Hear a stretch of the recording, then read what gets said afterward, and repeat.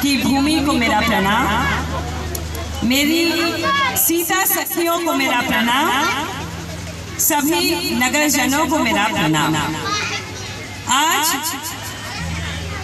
मैं इनके कार्यक्रम में आई हूँ, बहन वीना जी के कार्यक्रम में आई हूँ और पुत्र सर्वज्ञ के जनेऊ कार्यक्रम में मुझे आमंत्रित किया है। इसके लिए मैं आपकी बहुत बहुत आभारी हूँ। आज